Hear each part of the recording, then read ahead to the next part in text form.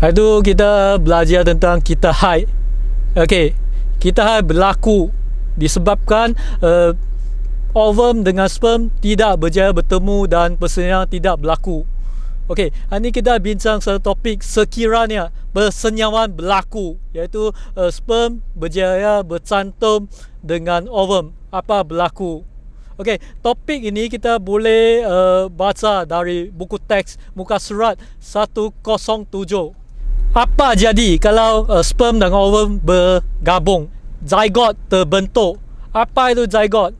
Bapa bagi setengah, mak bagi setengah, cantum jadi satu. Okay, adakah zygote itu duduk diam saja? Tidak. Apa zygote buat?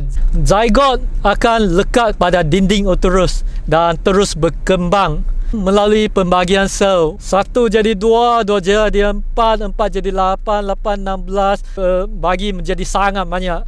Okey? Dan menjadi satu berbola sel. Berbola sel itu kita namakan dia embrio. Embrio untuk haiwan vertebrate. Kalau masa kecil dia lebih kurang sama, semua dari rupanya sama. Okey, dia ada kepala, dia ada badan dan ekor.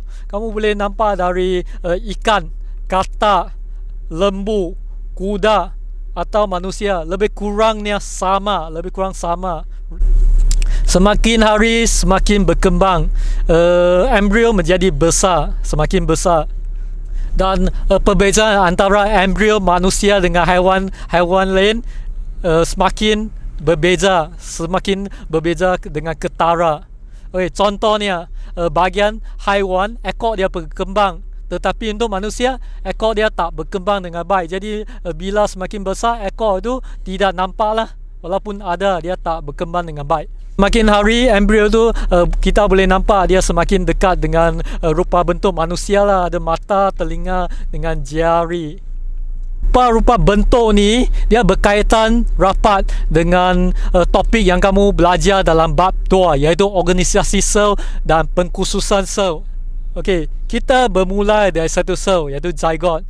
Bila zygote membagi, dia menjadi banyak. Dan dia bukan saja menjadi banyak, pengkhususan sel akan berlaku. Sel itu menjadi banyak jenis sel, ada sel kulit ke, ada sel otot, ada sel tulang. Dia sudah ada fungsi-fungsi tertentu, iaitu pengkhususan sel. Maksud pengkhususan sel, bila sampai minggu 10 sampai 37, embrio sudah berkembang, nampak macam bayi, kelihatan sebagai bayi.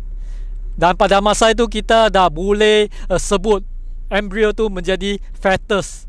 Fetus adalah bayi yang belum dilahirkan. Fetus ni terus lekat pada placenta di dinding uterus, sambung dengan tali pusat, terus berkembang, mengambil nutrien, terus berkembang. So dia macam keep loading lah. Bila loading sampai 100%, bayi itu akan dilahirkan. Okey, kita lihat bagaimana buku teks tulis bagaimana kelahiran itu berlaku. Senang saja.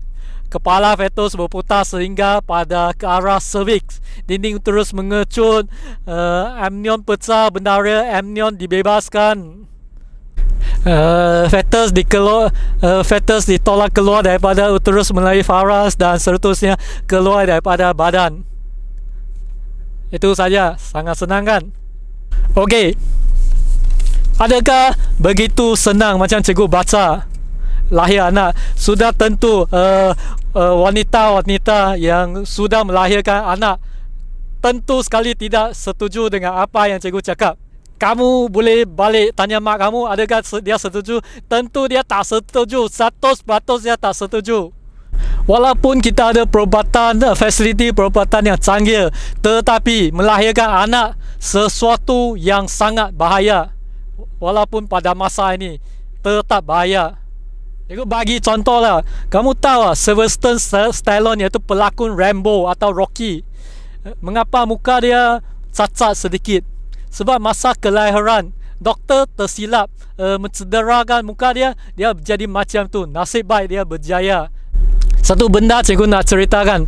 Dulu cikgu pernah send SMS kepada seorang kawan, iaitu lab mate cikgu lah. masa selepas dia lahirkan bayi pertamanya, cikgu typekan SMS yang tulis macam tu. Adakah sakit bila melahirkan anak? Kamu tahu apa kawan cikgu tulis balik? Dia cakap sakit sampai ke rambut. Apa maksud itu? Rambut boleh sakit lah kalau kamu potong, tak boleh sakit. Tetapi dia cakap sakit sampai ke rambut, maksud seluruh badan sakit lah. Tidak ada tempat yang tak sakit. Jadi sangat sakit. Oleh itu kamu mesti menghargai pengorbanan seorang ibu lah semasa melahirkan kamu. Oleh itu anak-anak bercenderung lebih dekat dengan mak berbanding dengan bapa. Itu sebabnya, sebab mak mengalami kesakitan yang lebih banyak. Okey, seterusnya kita akan bincang apa kepentingan placenta dengan tali pusat. Okey, baik, kita lihat gambar dan buku teks lah.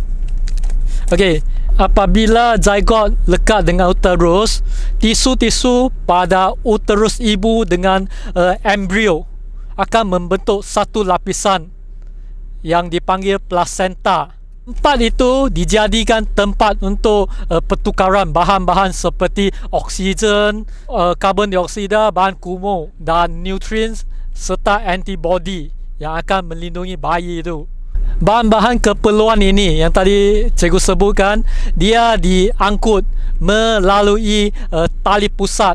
Jadi ibu makan yang bagus, bayi itu akan dapat yang bagus. Kalau ibu tu makan atau mengamalkan tabiat kesihatan yang tidak betul, contohnya minum arak, merokok, bayi itu juga akan dapatkan alkohol atau rokok, bahan kimia dalam rokok itu. Fetus mengambil oksigen, nutrien, protein, karbohidrat dan lain-lain. Selepas metabolisme, bahan-bahan yang nak dibuang akan dibuang melalui tali pusat. Contohnya karbon dioksida, kencing, nitrogennya dia tidak buang sendiri, iaitu bayi atau bukan bayi, fetus tidak kencing atau bernafas dengan hidung dalam kandungan ibu. Okey, semua bahan kumur itu dibuang oleh ibu dia apabila bahan kumur itu masuk ke dalam darah ibu. Jadi ibu akan tolong buangkan bahan kumur itu. Amnion pula satu membran yang berbentuk pundi untuk mengisi bendalia amnion dalam kandungan lah. Bendalia ini kita namakan dia bendalia amnion.